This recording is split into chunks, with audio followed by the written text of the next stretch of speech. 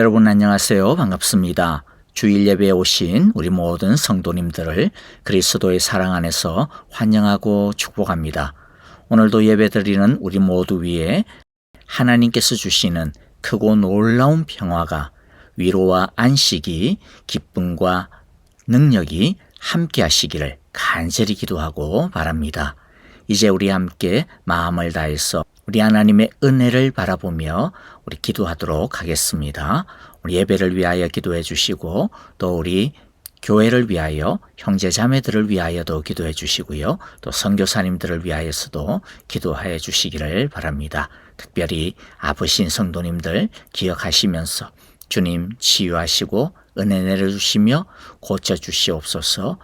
연약함 가운데서도 믿음의 강함이, 믿음의 부요함이 넘치게 하옵소서. 우리 함께 기도하겠습니다.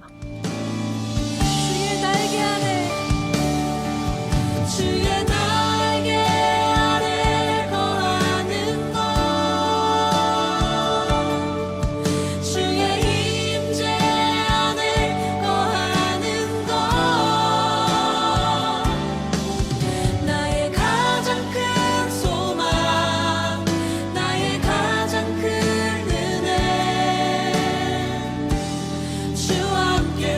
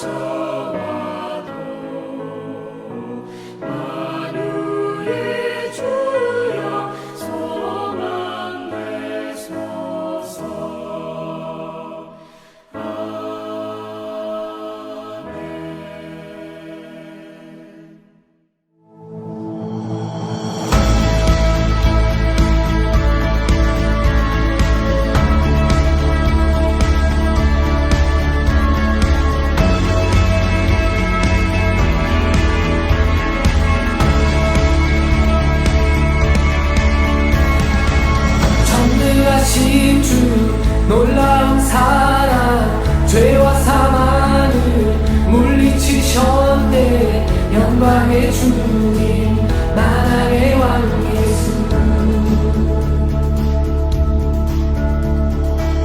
온 땅 흔드는 주님의 위엄 모든 만물이 주를 경배해 영광의 주님 만왕의 왕 예수 놀라우시네 완전하신 사랑 나의 죄 위하여 십자가 지신 주 생명을 주시고 자유케 하셨네 오 예수의 나신 모든 일 찬양해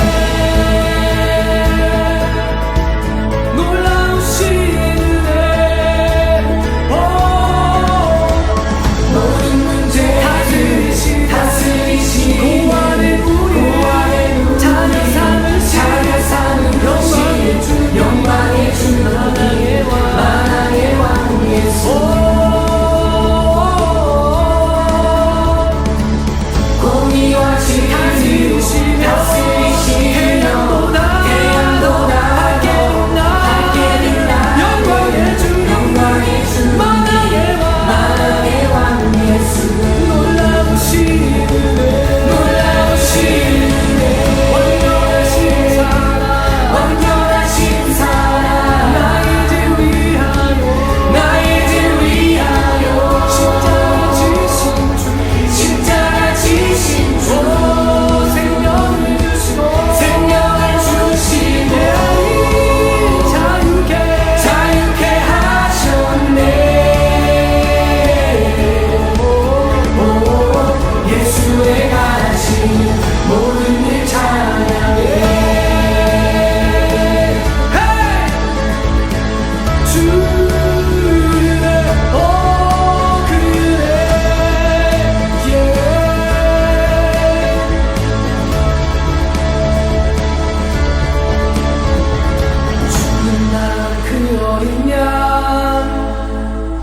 승리하신 왕 그 이름 예수 죽임당한 그 어린 양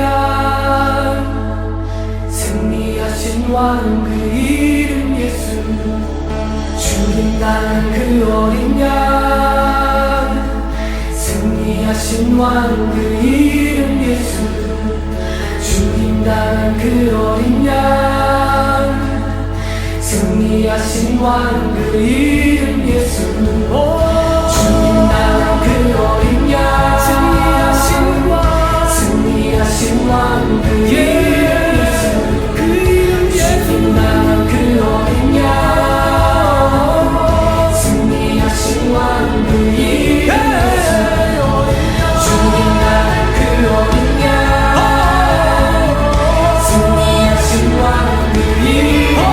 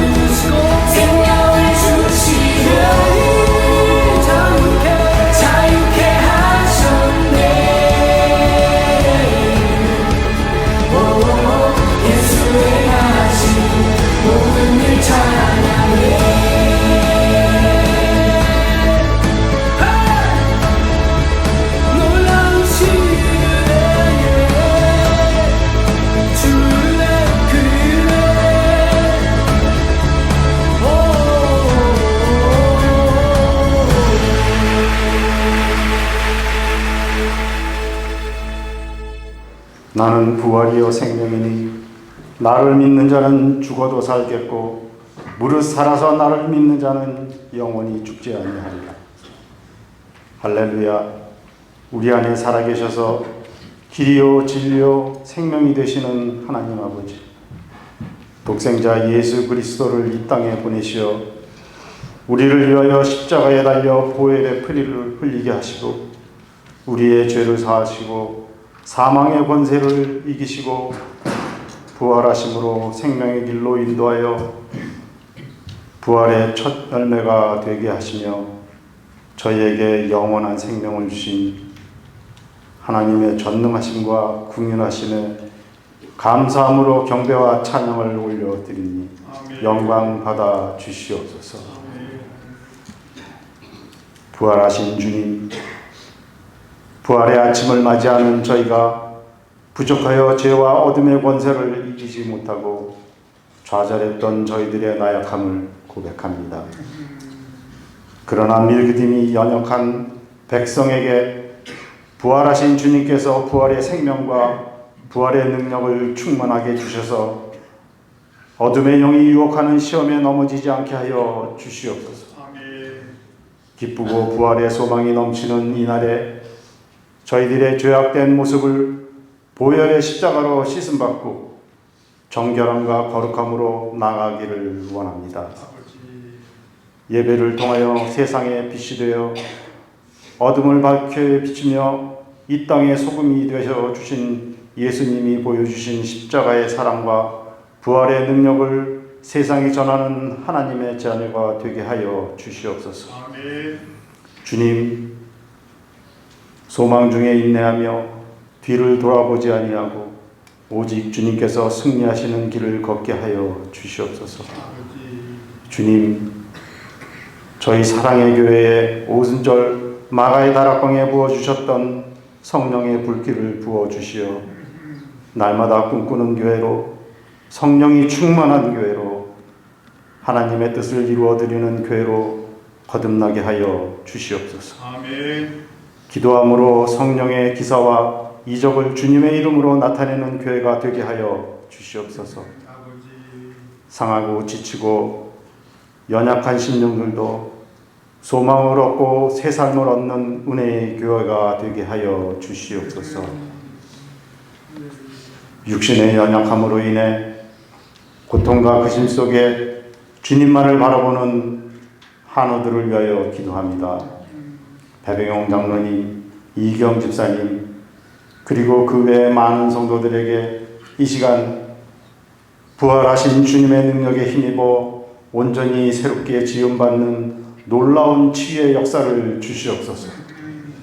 나는 부활이요 생명이니 나를 믿는 자는 죽어도 살겠고 무릇 살아서 믿는 자는 영원히 죽지 아니하리라고 말씀하셨사오니 죽어도 다시 살게 되는 영생의 주님을 영원히 의지하며 살아가는 저희들이 되게 하여 주시옵소서.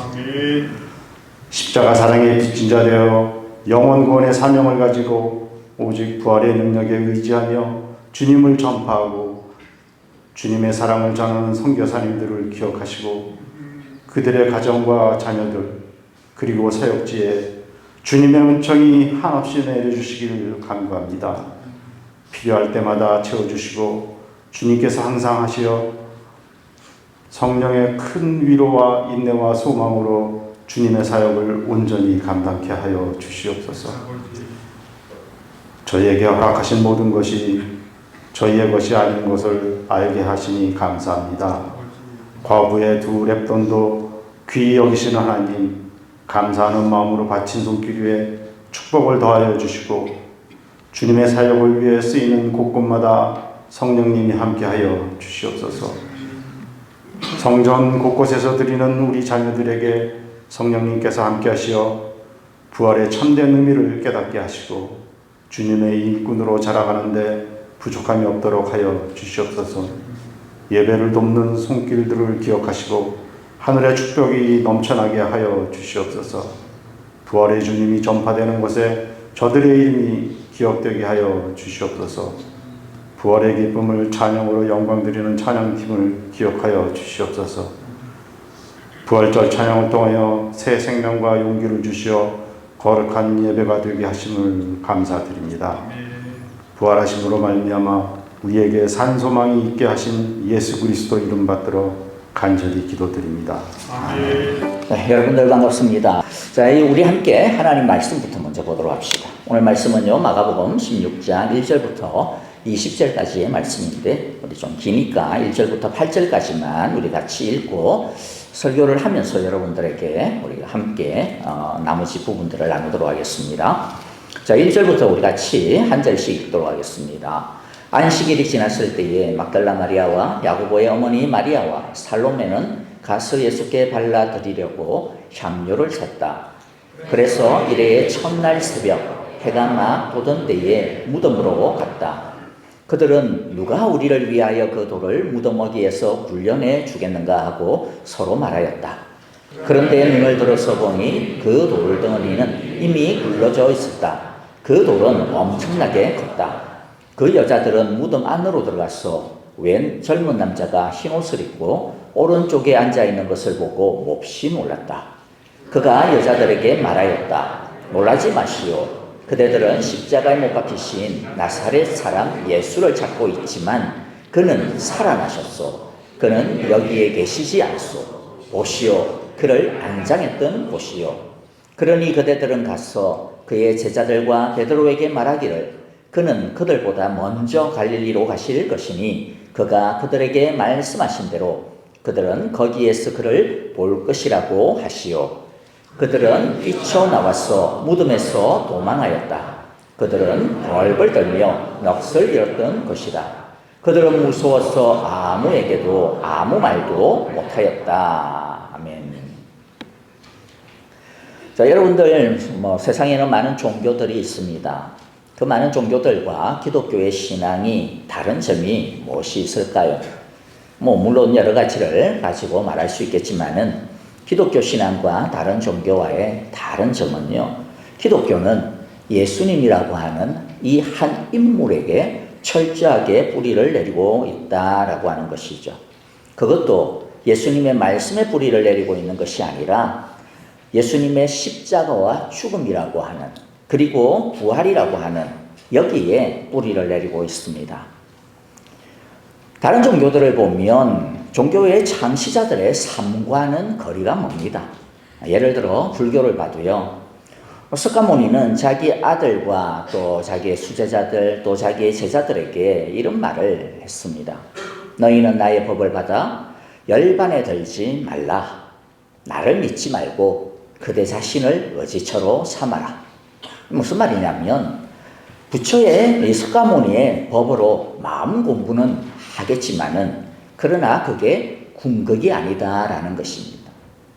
나의 말이 내가 너희를 열반에 이르도록 구원에 이르도록 해주는 것이 아니다라고 하는 것이죠. 그래서 불교에서의 인사말이 뭔지 아세요? 불교 절에 가면 스님들이 뭐라고 인사합니까? 성불하십시오. 그렇게 인사합니다. 성불하십시오.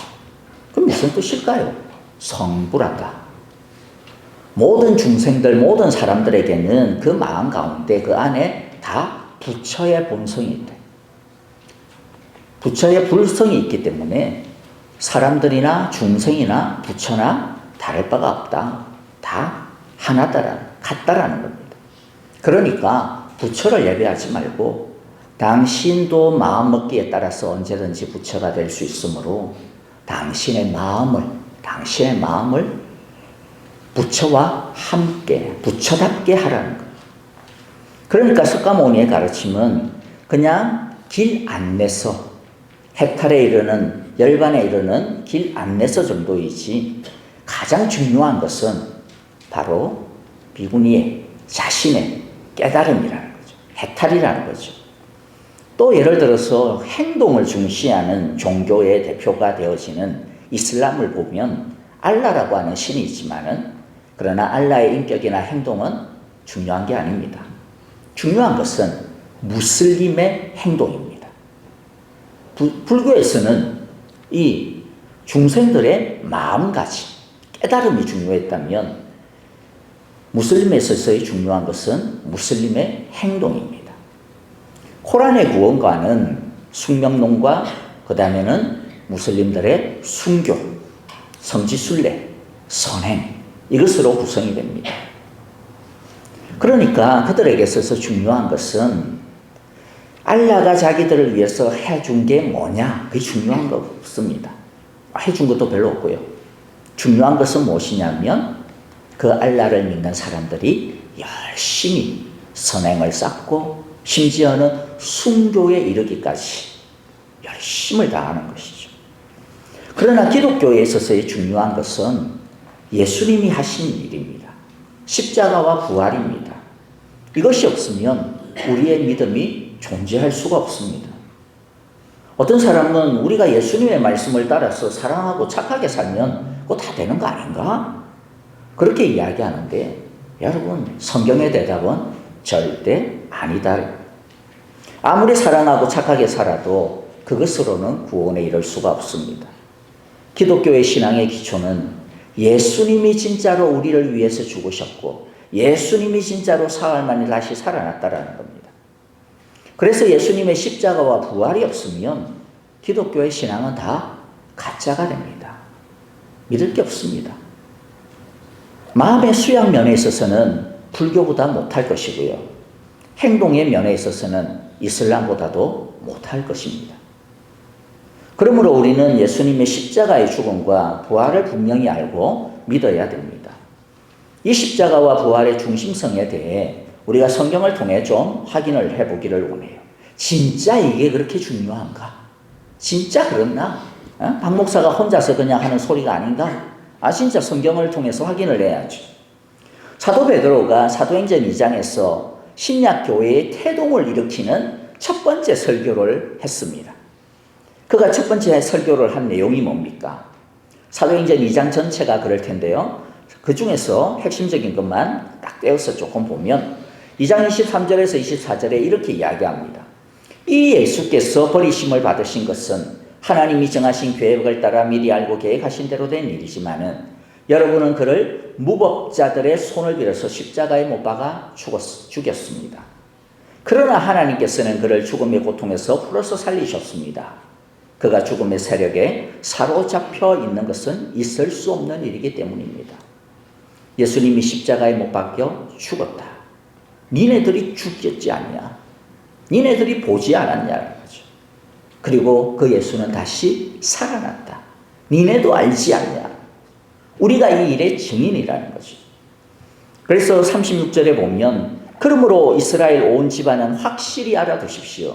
하나님께서는 여러분이 십자가에 못 박은 이 예수를 주님과 그리스도가 되게 하셨습니다.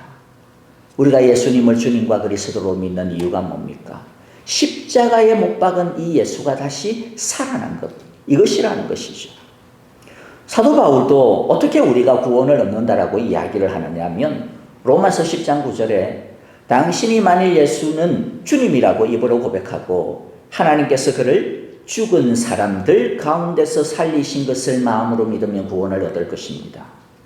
예수님이 우리의 주님이 되시는 그 근거가 뭐예요? 우리가 믿는 구원을 얻게 되어지는 그 믿음의 내용이 뭡니까? 예수님은 하나님께서 예수님을 죽음 가운데서 십자가의 죽음 가운데서 다시 살리신 것. 십자가에서 예수님이 죽었고 하나님이 그를 다시 살리셨고 이것이 우리의 믿음의 내용이라는 거예요. 이걸 믿어야 구원을 이룬다는 거예요. 또 초대교회가 공통적으로 고백하고 인정하는 신앙, 복음이라고 하는 것이죠. 그 복음이 무엇인지 고린도전서 15장 1절부터 자세하게 이야기합니다. 특별히 3절에 보면 이렇게 이야기합니다. 사도 바울도 나도 전에 받은 중요한 것을 여러분에게 전해드렸습니다. 사도 바울이 자기가 만든 게 아니라는 거예요. 전에 받은 거. 전에 받은 거. 누구로부터? 예수님으로부터, 교회로부터 전해 받은 것입니다. 그게 뭡니까? 그것은 곧 그리스도께서 성경대로 우리를 위하여 죽으셨다는 것과 무덤에 묻히셨다는 것과 성경대로 사흘 만에 살아나셨다는 것과 그리고 또 뭐예요? 나타나셨다는 것. 그래서 5절부터 8절에 보면 계속해서 뭐라고 이야기해요? 나타나셨다. 나타나셨다. 나타나셨다. 분명하다라는 것이죠. 그러므로 십자가와 부활은 우리 믿음의 핵심이요, 구원의 핵심이요. 이것이 없으면 우리의 구원이 설 수 없다는 거예요. 그렇기 때문에 여러분들 그냥 뭐 십자가 뭐 없어도 뭐 나는 예수님 사랑하면, 십자가 없어도 부활 없어도 나는 예수님께서 우리에게 가르쳐 주신 너무 사랑해라 라고, 그 다음에 뭐 빛으로 살아라, 얼마나 그 말씀만 해도 참 좋은데 십자가와 부활이 없으면 그 말, 예수님의 그 말은 아무 의미가 없습니다. 예수 자체가 없습니다. 우리의 믿음이 사라지는 것이죠. 그러므로 우리들이 이 예수님의 십자가와 부활의 진실함을 꼭 믿고 알아야 되죠. 두 번째 제가 함께 나누기를 원하는 것은요, 그렇기 때문에 부활의 이 사실, 부활이 사실이다라고 하는 것을 우리가 꼭 알기를 바라는데요. 먼저 보면, 오늘 본문을 보면 예수님의 부활을 제자들도 믿지를 못합니다. 부활은요, 지금도 우리들이 이해하기가 어렵고 믿기가 어려운 것이겠죠. 왜냐하면 반복되어지는 일이 아니기 때문입니다. 뭔가 반복이 되어져야 이게 맞겠구나 라고 하는 게 뭔가 좀 합리성이 나타나는데, 부활은 이례적이었거든요. 그런데 오늘날만 믿기 힘든 게 아니라 사실은 예수님의 제자들의 그 시대에도, 유대인들에게도, 그리스 사람들, 로마 사람들에게도 부활이라고 하는 것은 믿기가 어려운 내용들이었어요. 오늘 본문 6절을 보면 예수님의 시신에 향료를 발라드리려고 예수님의 무덤을 찾은 막달라 마리아와 야고보의 어머니 마리아와 그리고 살로메라고 하는 이 여인이 예수님의 무덤이 비어있는 것을 보고 깜짝 놀랐죠. 놀라는 여인에게 그 무덤 안에 있었던 천사가 나타나서 예수님은 다시 살아나셨다라고 하는 소식을 전해줍니다. 그리고 9절에 보면 그 중에 막달라 마리아는 돌아가는 길에 예수님을 처음으로, 부활하신 예수님을 처음으로 만납니다. 그런데 11절에 보면 제자들은 어때요? 예수님이 살아나셨다라고 하는 이 사람들의 증언을, 예수님이 살아나신 예수님을 만났다라고 하는 마리아의 말을 믿지 않았다라고 이야기합니다. 12절과 13절에 보면 시골로 내려가던, 누가복음에 보면 엠마오로 내려가던 두 제자라고 소개가 되어지죠. 시골로 내려가던 두 제자가 예수님을 만났다라고 해가지고 제자들에게 와가지고 그 말을 전했지만 제자들은 이들의 말도 믿지 않았다라고 이야기합니다. 그리고 14절에 보면 믿지 아니하고 방문을 꽁꽁 닫아 걸고 숨어있는 이 제자들에게 예수님이 나타나셔서 무엇을 이야기해요? 왜 믿지 않느냐? 왜 마음이 그렇게 무디느냐? 라고 꾸짖는 것을 볼 수가 있습니다. 유대인들에게 있어서도, 제자들에게 있어서도 이 사실은 참 받아들이기가 어려웠다라는 것이죠. 왜냐하면 유대교회에 있어서 부활을 믿지 아니하는 사람들이 많이 있었고요. 부활을 믿더라도 이 부활은 마지막 때에, 세상이 마지막 끝나는 그때에 전체적으로 일어나는 사건이지 어떤 한 개인에게 일어나는 사건은 아니라고 그들은 알고 있었기 때문인 것이죠. 그리고 또 사실 그리스 사람들, 로마 사람들, 당시 유대인들이 아닌 사람들에게 있어서, 특별히 지식인들에게는요, 부활이라고 하는 개념이 없었고, 불필요했습니다. 부활은 오히려 안 좋은 것이었어요. 왜냐하면 당시 그리스 철학에 따르면 사람의 육체는 영혼의 감옥이에요. 육체는 나쁜 거예요. 육체는 빨리 벗어야 되는 거예요. 영혼을 오히려 억압하는 거예요. 그러므로 죽음은 영혼이 감옥의 이 육신의 감옥을 벗어버리고 영혼의 본향, 이데아로 돌아가는 그러한 것이기 때문에, 왜 이제 막 해방된 영혼이 다시 육체로 들어가야 되는데? 왜 부활을 해가지고 다시 육신을 입어야 되는데? 그것은 그들에게 있어서 말도 안 되는 일인 거예요. 있었어도 안 되는 것이죠.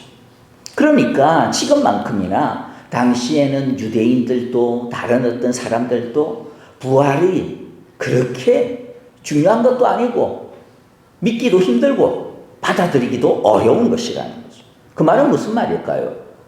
예수님의 십자가와 부활을 중심으로 해서 이것이 복음이라고 전하는 기독교에게 있어서는 정말로 최악인 겁니다. 도대체 사람들이 이것을 받아들여야 되는데 믿을 수 없는 것을 전하는 거예요. 필요 없는 것을 사실은 전하고 있는 것이죠. 그래서 고린도전서 1장 23절에 보면 뭐라고 이야기합니까? 우리는 십자가에 달리신 그리스도를 전합니다. 그리스도가 십자가에 달리셨다라고 하는 것은 유대인에게는 뭐예요? 거리낌이요.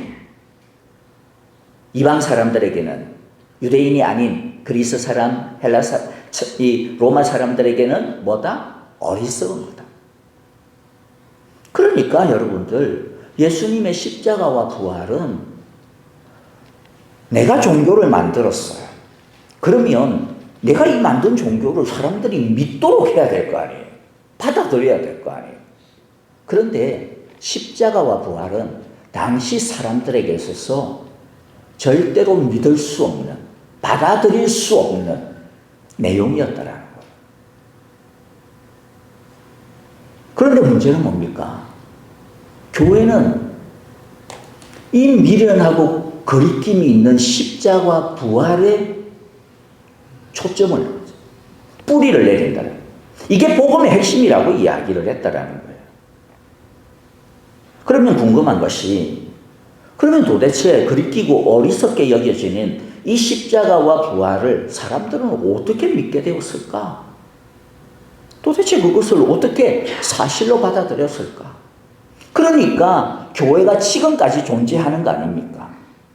사람들이 그것을 받아들이지 않았다면 초대교회 때 사도 바울 시절에 이미 끝났어야죠.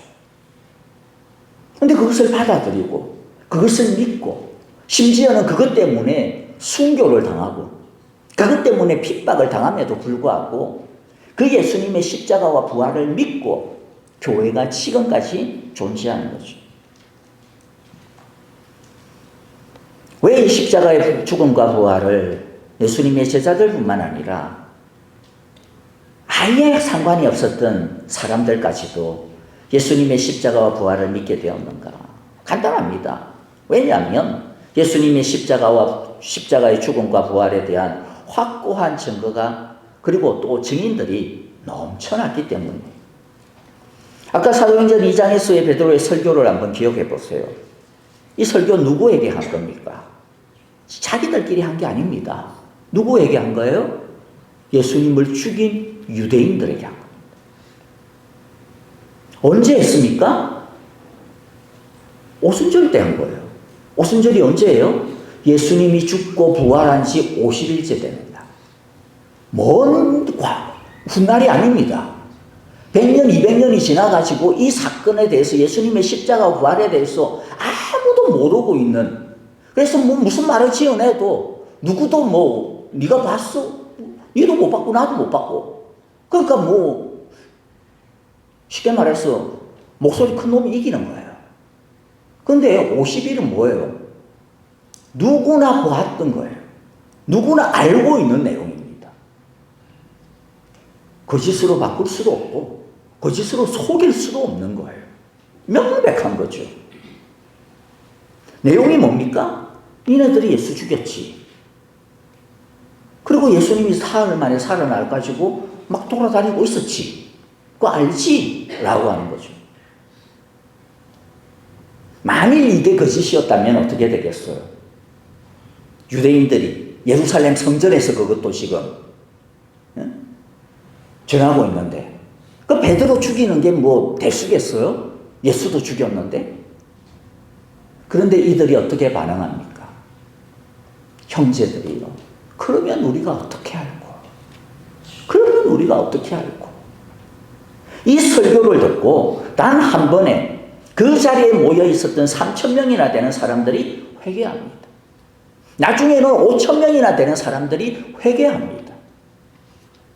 여러분들, 만일 이게 거짓이라면, 이게 가짜라면, 예수님이 죽은 지 불과 50일 지난 다음인데 이게 진짜가 아니라면 아니 뭐 한두 사람이 헷가닥 하는 것은 이해가 돼요. 어떻게 3,000명이 5,000명이 그것도 예수님의 제자도 아닌 예수님을 향하여 십자가에 못 박으라고 소리 질렀던 그 사람들이 한꺼번에 헷가닥 하겠어요. 그리고 나중에 예루살렘 교회에 대대적인 박해가 일어났는데 그럼에도 불구하고 이들은 굴복하지 아니하고 도리어 세상으로 퍼져나갔습니다.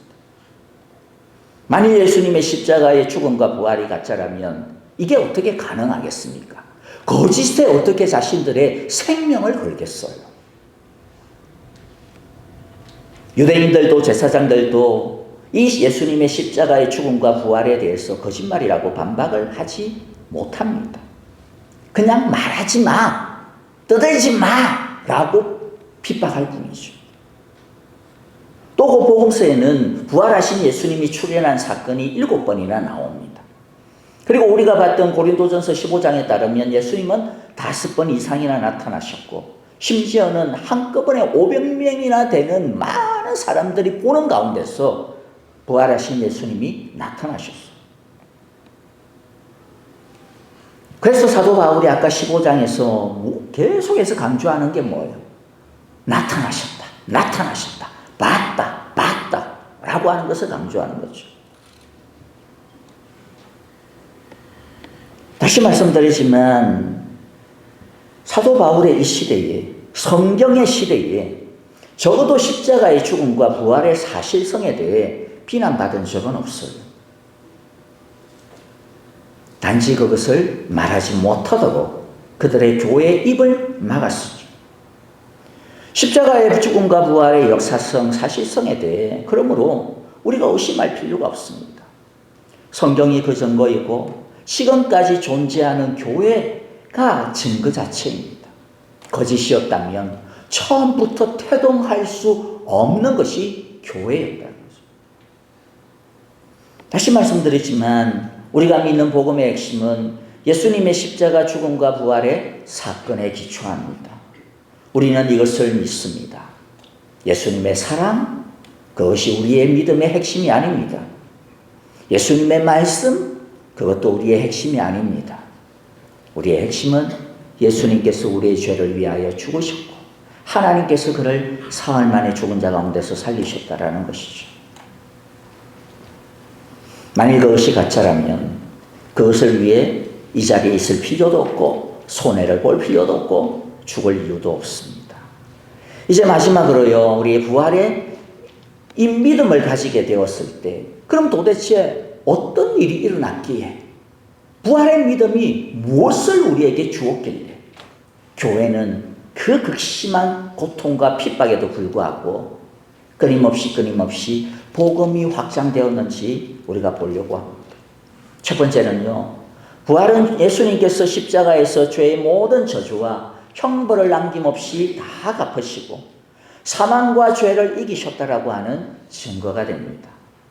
그러므로 십자가와 부활을 믿는 사람은 누구나 영원한 형벌을 면죄받았고 영원한 하나님의 품에 안기게 되었습니다. 부활을 믿는 사람은 나는 이제 더 이상 하나님으로부터 형벌을 받을 게 없구나. 나의 모든 죄값은 다 사라졌구나 라고 하는 것을 알게 되어지는 거죠. 16절이 바로 오늘 그 의미입니다. 16절에 보면 믿고 세례를 받는 사람은 구원을 얻을 것이요 믿지 않는 사람은 정죄를 받을 것이다.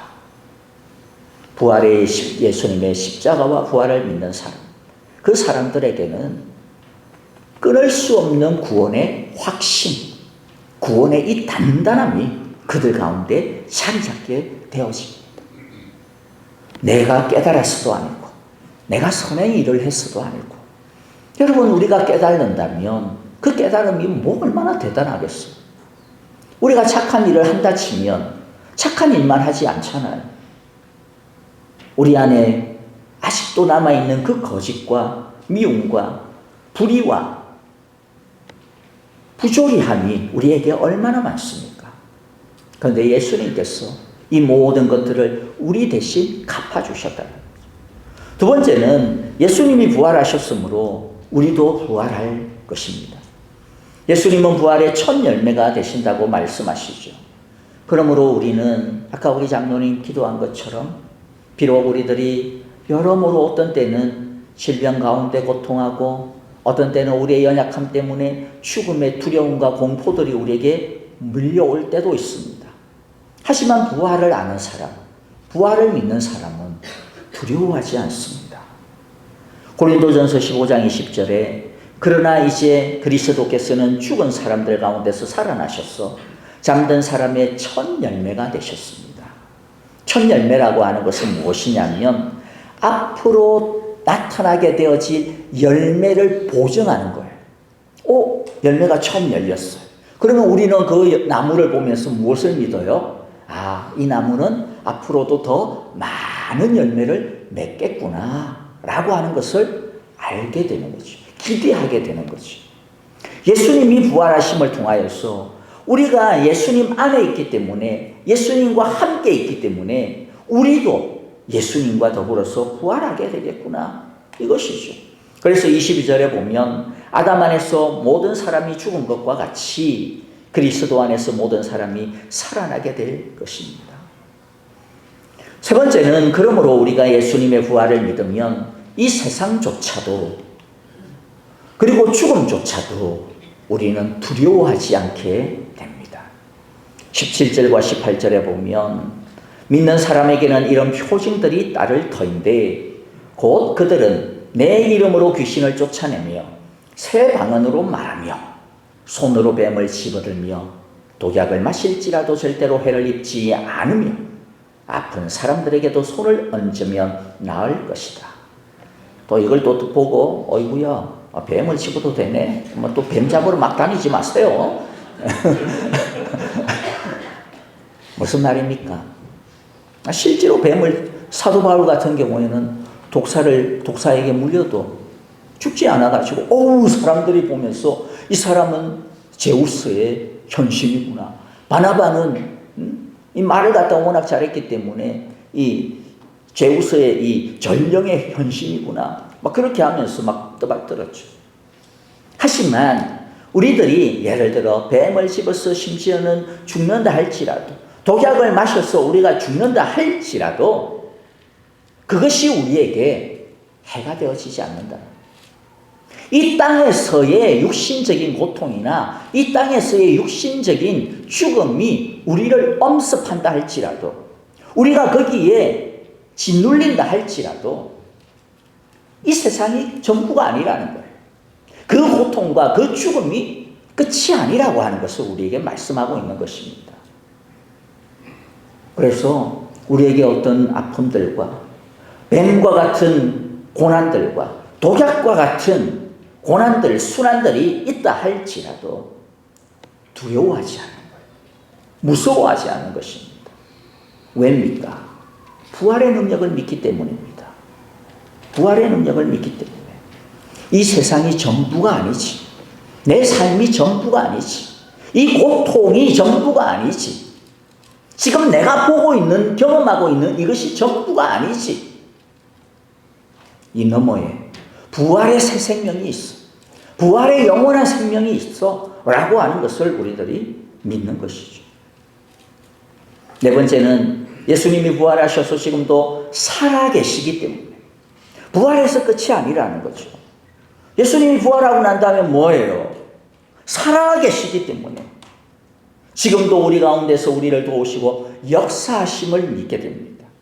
19절과 20절에 보니까 주 예수께서 그들에게 말씀하신 뒤에 부활하신 그 예수님께서 그들과 함께 계시다가 40일 동안 계시다가 그 다음 어떻게 합니까? 하늘로 들려 올라가셨어. 하나님의 오른쪽에 앉으셨다. 오른쪽에 앉으셨다라고 하는 게 뭡니까? 살아계셔서 통치하신다라는 것. 그리고 그 통치의 능력으로 제자들은 나가서 곳곳에서 복음을 전파하였습니다. 주님께서 그들과 함께 일하시고 여러 가지 표징이 따르게 하셔서 말씀을 확증하여 주셨습니다. 로마서 8장 34절에 있는 것처럼 그러므로 그리스도 예수는 죽으셨지만 오히려 살아나셨어 하나님의 오른쪽에 계시며 동일한 말씀이죠. 그리고 또 우리를 위하여 대신 간구하여 주십니다. 부활을 믿는 사람은요, 이 믿음이 있는 거예요. 주님이 지금도 살아계셨어. 지금도 나를 다스리시고, 지금도 나를 위하여 기도하여 주시고, 지금도 나를 도우시고, 지금도 나와 함께하고 계신다. 살아계신 주님을 붙들며 이 세상을 걸어가는 삶을 살고 있는 거죠. 마지막으로는 부활을 아는 사람은 모든 슬픔이 사라지고 모든 부조리와 불의가 새롭게 되어지는 하나님 나라의 소망을 바라보며 살아가게 되어집니다. 요한계시록 21장 3절과 4절에 그때 나는 보좌에서 큰 음성이 울려 나오는 것을 들었습니다. 보아라, 하나님의 집이 사람들 가운데 있다. 하나님이 그들과 함께 계실 것이요 그들은 하나님의 백성이 될 것이다. 하나님이 친히 그들과 함께 계시었고 그들의 눈에서 모든 눈물을 닦아주실 것이니 다시는 죽음이 없고 슬픔도 울부짖음도 고통도 없을 것이다. 이전 것들이 다 사라져 버렸기 때문이다. 부활을 믿는 사람은 주님이 언젠가는 다시 오셔서 이 세상을 새롭게 하실 그 날을 기다리는 거죠. 그래서 이 땅에 있는 부조리와 악함을 보면서 고통하지만은 그러나 거기에 넘어지지 않습니다. 그것을 좋아하지 않습니다. 그것을 따라가지 않습니다. 왜 따라가지 않습니까? 이 세상처럼 세상의 길을 왜 가지 않습니까? 이것이 끝이 아니기 때문에 부활하신 그 주님께서 이 세상을 새롭게 할 날이 곧 임하게 되어진다라고 하는 것을 믿기 때문이죠. 여러분, 그러므로 말씀을 정리하면서요, 오직 부활만이 새 마음뿐만 아니라 우리에게 새 몸을 약속해 줍니다. 새로운 몸은 완벽하고 아름답고 영원할 것입니다. 오직 부활만이 새로운 질서, 완전한 질서를 우리에게 가져다 줍니다. 이 세상의 것 참 좋죠. 우리 보면 우리 이상식 집사님이나 또 우리 김현 목사님 집 잘 고쳐요. 새롭게 막 멋있게 합니다. 그런데 결국에 또 썩어요. 썩지 아니할 것은 누가 고칩니까? 주님이 고칩니다. 부활하신 주님께서 부활하신 새로운 몸으로, 부활한 새로운 새 하늘과 새 땅으로 완벽하게 고치죠. 여러분, 외롭습니까? 부활 안에서 완벽한 사랑을 얻게 되어질 것입니다. 공허합니까? 부활 안에서만 온전한 만족을 얻게 되어질 것입니다. 우리가 부활을 온전히 믿을 때 우리는 이 세상이 유일한 세상이 아님을 비로소 보게 되어질 것입니다. 이 몸이 유일한 몸이 아님을 비로소 알게 되어질 것입니다. 이 삶이 끝나는 것 같지만 그러나 동시에 영원하다라고 하는 것을 우리가 이해하게 되어질 것입니다. 한 가지 이야기만 하고 마칩니다. AD 251년에 로마에 엄청난 전염병이 번졌습니다. 이때는 로마 황제 데시우스의 박해로 수많은 그리스도인들이 순교를 당하고 희생을 당하던 때였습니다. 전염병은 종교와 상관없이 수많은 사람들의 목숨을 빼앗아갔습니다. 부요한 로마의 사람들은 달아났고 사람들은 전염되어진 사람들과 접촉을 피해 도망다녔습니다. 도시에는 죽은 사람들의 시체가 쌓이고 가족들도 형제 자매 부모들도 죽어가고 있는 그들을 돌보지 않았습니다. 이런 상황 가운데 그런데 그리스도인들이 전염병으로 죽어가는 죽은 시신들을 싸매어주고 매장하기 시작을 했습니다. 감염되어진 그 사람들에게 찾아가서 음식을 전해주고 위로하고 그들의 그 아픔에 함께 했습니다. 그래서 사람들은 이런 그리스도인들을 향하여서 파라볼라노라고 하는 별명을 붙여줬어요. 파라볼라노이, 무슨 말이냐면 위험을 무릅쓰는 사람들이다. 그리스도인은 죽을 위험을 무릅쓰는 사람들이다. 여러분들, 핍박받는 그리스도인들이 전염병이 창궐하는 가운데서 자신을 돌보지 아니하고 감염되어진 사람들을 돌보고 이미 죽은 그 시신을 매장할 수 있었던 이유가 무엇일까요? 그들은 전염병에 안 걸렸기 때문일까요? 아닙니다. 그들도 전염병에 걸려서 수많은 성도들이 죽었습니다. 그럼에도 불구하고 그들은 이 감염되어진 환자들을 돌봤습니다. 부모도 버린 그들을, 아내도 버린 그들을, 자식도 버린 그들을 그리스도인들이 일면 아무 상관없는 그들이 돌봤습니다. 그리스도의 사랑만으로 가능했을까요? 그들 가운데 무엇이 있기 때문에? 부활의 신앙이 있기 때문에. 부활의 신앙이 있기 때문에. 비록 내가 감염되어서 죽는다 할지라도 이게 끝이 아니야. 주님께서 나를 새롭게 하실 거야. 주님이 우리를 새롭게 하실 거야. 라고 하는 그 부활의 믿음이 있었기 때문이죠. 그러므로 여러분들, 부활의 믿음은 이 땅을 살아가는 우리가 이 땅을 넘어 영원을 살아갈 수 있게 하는 깨달음과 용기와 소망과 사랑을 우리에게 전해줄 것입니다. 이 시간 예수님의 부활을 통해 우리의 부활과 예수님 세상의 회복이라고 하는 이 부활의 빛 속에서 살아가는 우리 모두가 다 되어지기를. 그래서 세상이 가져다 주는 여러 가지 우울함, 공허함, 두려움, 이 모든 것들을 벗어버리고 이겨내고 살아가는 저와 여러분들, 파라볼라노이의 삶을 살아가는 우리 모두가 되어지기를 간절히 기도하고 축복합니다.